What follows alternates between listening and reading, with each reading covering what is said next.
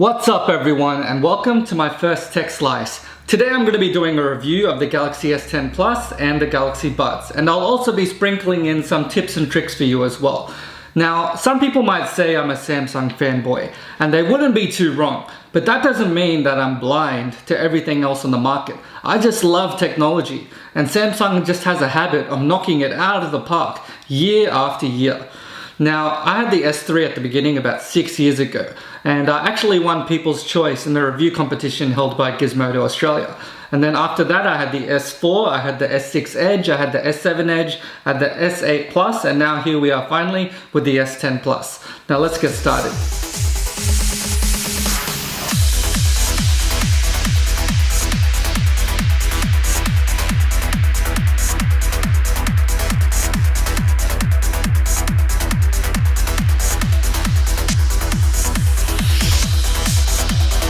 Now, as per usual, I'm going to have a menu for you here on my right, your left, and you can just jump to wherever you want to go. I also just want to quickly note that this is the Australian version of the Galaxy S10 Plus, so it's using the Exynos 9820 chipset instead of the Snapdragon 855. Now, I'm going to delve into that more when I talk about the performance and the battery. So let's start with the design. If you're already familiar with last year's S9, then not too much has changed, but let's just run through it all quickly anyway. So on the right of the phone, you've got the lock button. Now Samsung has moved it a bit higher than they used to on the side of the phone. Luckily for me, I've got big hands, so it's not too much of an issue for me. But if you've got smaller hands, I can imagine it might be an issue. So just bear that in mind. On the bottom of the phone, you've got the USB-C connector, the speaker, and something which people regard as an urban legend these days. It's the 3.5mm jack. So thankfully Samsung has listened to its fans, its customers, and it has decided to keep that there because it's always better to have it and not need it, right? And with that in mind, Samsung has provided this really nice braided cable AKG headset. Now AKG is a subsidiary of Harman, and Harman is owned by Samsung, so safe to say that Samsung knows how to make some noise. Now on the left of the phone, we've got the volume rockers and the Bixby button. Now thankfully Samsung has allowed us to remap the Bixby button now. So I remember with the S8 Plus, I used to have an issue of trying to hit the volume down and I'd open Bixby instead, and that was super annoying. So now we can remap the Bixby button to only open Bixby on a double tap, and we can remap the single tap to something else. Unfortunately, we can't do Google Assistant unless we use a certain workaround. I'm going to put a link to that workaround in the description below, but you can also use it to open up any other function or app, which is pretty cool. And on the top of the phone, just as usual, we have the SIM tray and the micro SD card slot, and also the second mic. On the back of the phone, we've got a triple camera array now. We've got a telescopic, a wide, and an ultra wide. I'll talk about those a bit later. But you might be wondering, where did the fingerprint reader go from the S9? Well, it's actually under the display now. I'll also talk about that later too. Speaking of the back of the phone, I chose to get mine in prism white, and I absolutely love it. It has a very pearlescent look. If you're wondering why it's called prism white, well, if you remember back to science class, a prism refracts light into its different wavelengths and splits it into different colors. So that's why sometimes it appears to be white, sometimes it's blue, sometimes it's pink, and sometimes it's orange. It's like many colors in one, and I love that. Now when it comes to the size and weight of this phone, it's about 175 grams, which is less than I expected of a phone of this size. Although if you choose to get the ceramic version, it's going to be about 20 grams heavier. Now as for the dimensions, it's pretty much exactly the same as the Galaxy S8 Plus.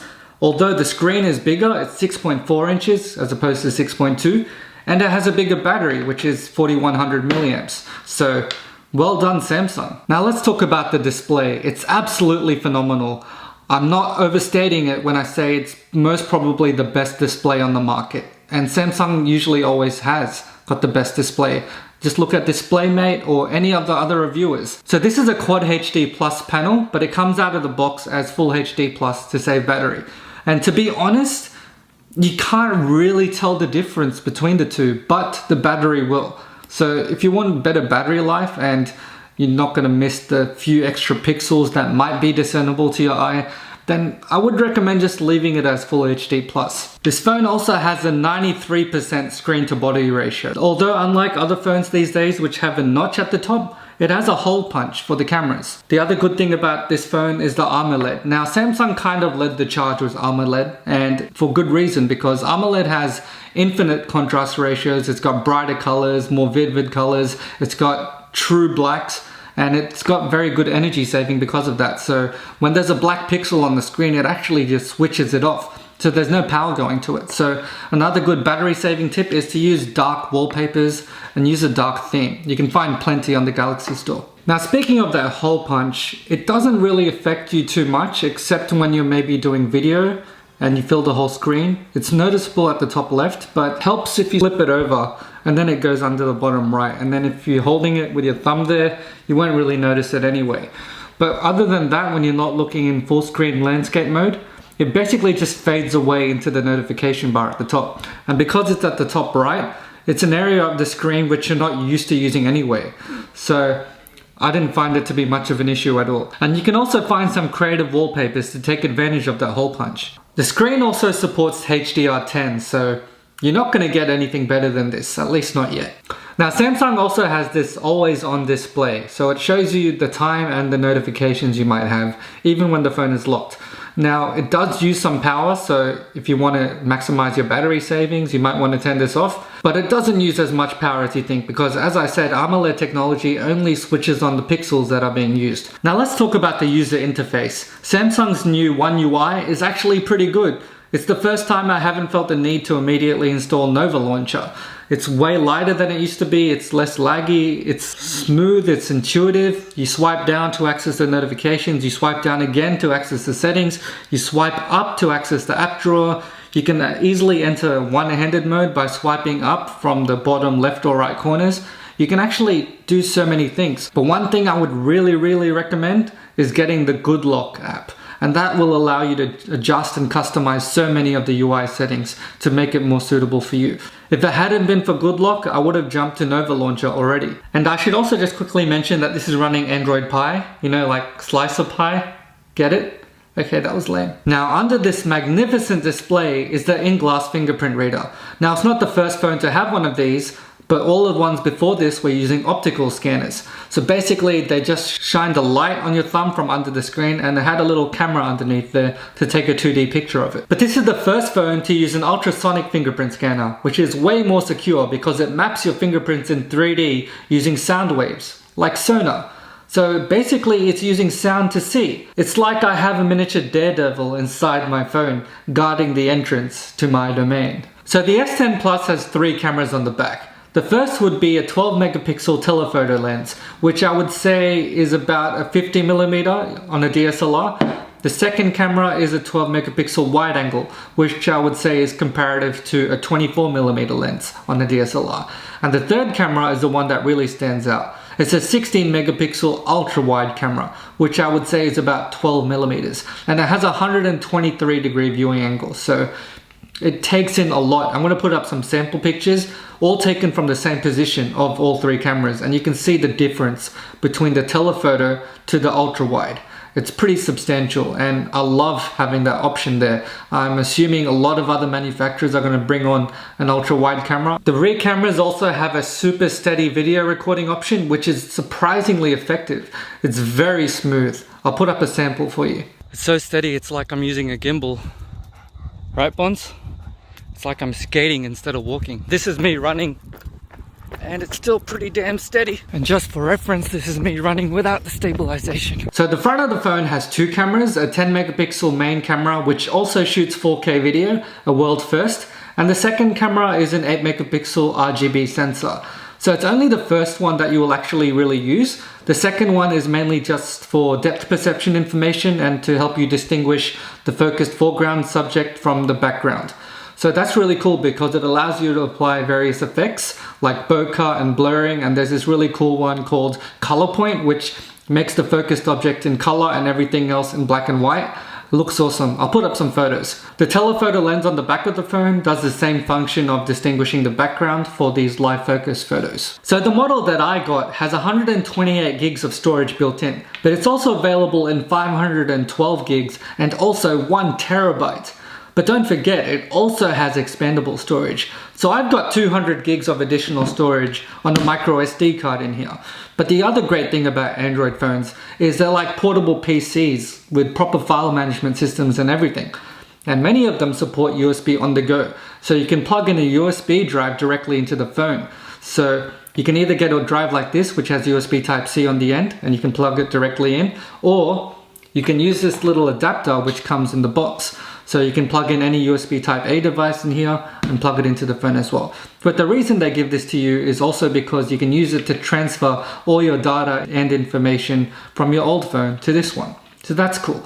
But the best thing about this device isn't really relevant to the S10, but if you have the MacBook Pro, the new one, which only has USB Type-C ports, then it's such a lifesaver because it saves you having to lug this massive thing around, and you can just plug any USB drive or device straight into this. So when it comes to performance, I was a bit disappointed to hear that the Australian version of the S10 was using the Exynos 9820 processor instead of the Snapdragon 855.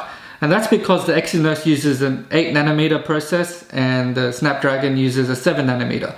So the 7nm actually is more powerful while simultaneously being more power efficient. So it should be snappier and the battery life should be better. But that being said, in real world usage, I never had any performance issues or speed issues with this phone. It was always snappy. I never had any issues with lag. Another handy little tip to keep your phone running great is to set up auto optimization in the device care settings on the phone, and that way it optimizes your phone at 3 AM every day while you're asleep, and then your phone wakes up just as fresh as you do.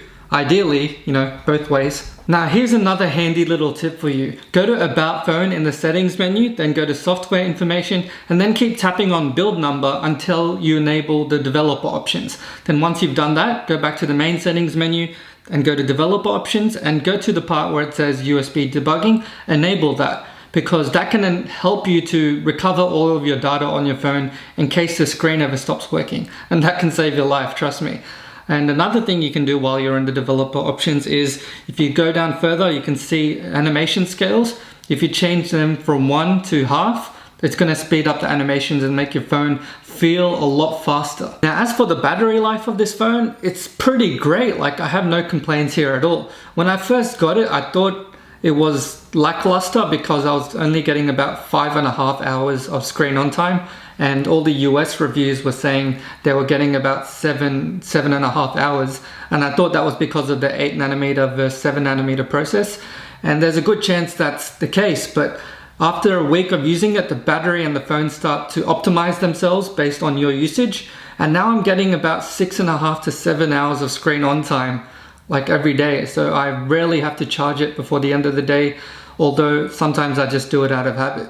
When it comes to charging, it does support fast charging, although not as fast as other Android competitors in the market, but at least it includes the fast charger in the box, which is more than I can say for Apple. So get with the times, Apple, seriously.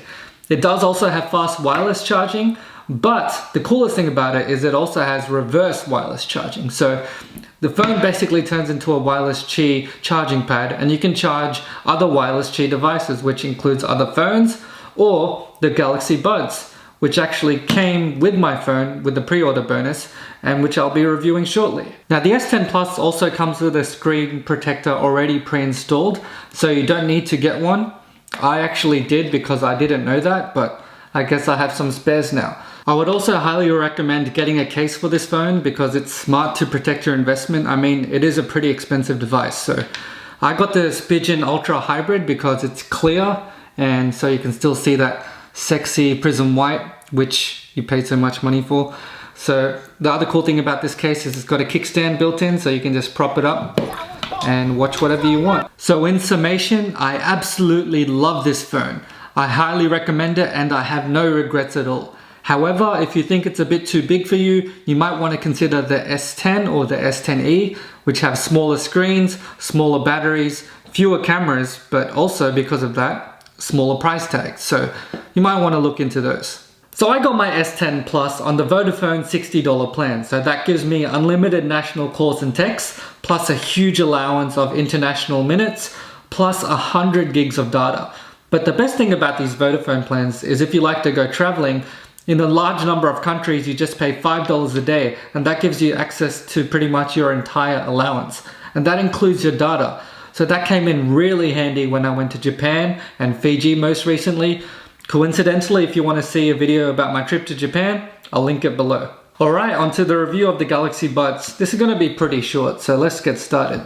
So basically, when you start them up for the first time and pair them, you're going to have to go through the initial Android permission checklist. But after that, it's as simple as just opening the case, and by the time you get them into your ears, they're already paired to your phone and good to go. Now the other great thing about these is they come with 3 different ear tips and wingtips, so you can get a really secure fit and you don't have to worry about them falling out. So they can survive the mosh test, they can survive the wet dog test, and they're not going to fall out whatever you do. So that's a very good thing to know, and it's why I've kind of avoided wireless earbuds in the past, because I have a tendency to lose things every now and then. Yeah, but even if you do lose them, you can find them again. Just go to the Galaxy Wearables app and hit Find My Earbuds, and it will make them ring an alarm so you can hear them, assuming you're in the vicinity, of course. The other great thing about the Wearables app is it allows you to customize the touchpad buttons, the long press for the left and the right side. It also allows you to adjust the equalizer. So you turn that on and you can boost 5 different settings from the lows to the highs. I like to set it in the dynamic section, which is right in the middle. It boosts everything from the bass, the mids and the highs. But if you're all about that bass, no treble, then you're gonna wish this had a bit more bass. Now, that's not to say that it's bad, it's great. These are tuned by AKG after all, and they know what they're doing. Everything just super crisp, it goes loud, and when it goes loud, it doesn't start to distort at all, it doesn't get tinny. It sounds amazing, and you don't want to forget to turn on Dolby Atmos in the Samsung settings as well. That also makes a difference. So the rubber ear tips actually serve a few different purposes. Obviously there's the fit and the comfort, but they also provide a really good seal. And that helps with audio quality because it keeps all the sound and the bass in, but it also keeps everything else out. And because of that passive noise cancellation, it's really good for noisy environments like the bus or the train where you don't want to be distracted by anything else. But on that same token, if there are some situations where you actually want some situational awareness, the Galaxy Wearables app will actually allow you to turn on ambient sound mode. So it's actually great quality, especially in the price range. I think it retails for about $249 in Australia, $130 in the US. I know the Australia tax hits again. But yeah, I would highly recommend these. But considering I got these for free as a pre-order bonus with the Galaxy S10 Plus, I am over the moon. I mean, I have gotten pre-order bonuses with Samsung before. When I got the S8 Plus, I also got this Galaxy Gear VR. And that was just a novelty thing. It was cool. I used it maybe 5 or 6 times before it started collecting dust. But with these are actually genuinely useful, and I see myself using them every day. So thank you, Samsung, and I highly recommend you keep doing this as a pre-order bonus in future. I'm really sorry I'm getting this review to you so late, so you're missing out on this pre-order bonus. So I'm trying to organize in the future to be able to get access to these devices, so other early adopters and innovators like me who like to get the best tech as soon as it's available don't miss out on these opportunities because they're waiting to get an informed opinion. So I'm going to do what I can to change this going forward. Now in terms of call quality, you can pick up voices really easily, and this has 2 mics, so it's got an external one and an internal one, and it switches depending on the noise around you. So in theory it should pick up your voice very clearly even in noisy environments, but when I tested it out with my friend, he said he could still hear a bit of noise, but he could hear my voice very clearly as well. So I would say it's fine. It should suffice in the call quality department. So when it comes to battery life, they have 6 hours of playtime internally, plus an additional 7 hours in the charging case. So this isn't quite up to par with the Apple AirPods. They have only 5 hours of listening time, but the case has 20 hours. So I'm looking forward to Samsung implementing a larger battery in the case going forward in the future iterations. But the cool thing about these is you can charge them on the back of your Galaxy S10 Plus because they've got wireless charging built in. So that's it for my review of the Galaxy S10 Plus and the Galaxy Buds. I hope you found it helpful. If you have any questions at all about either of those devices, just let me know in the comments below and I'll get back to you. I'd also just like to quickly thank Lakshay, who's half of Lax and Lokesh, for giving me some sick beats to use in this video. If you like this review and you want to see more, make sure you hit like and subscribe. And I've also got a bunch of other content you might want to check out too. So go check out my channel. Thanks heaps, stay awesome, and I'll see you on the next one.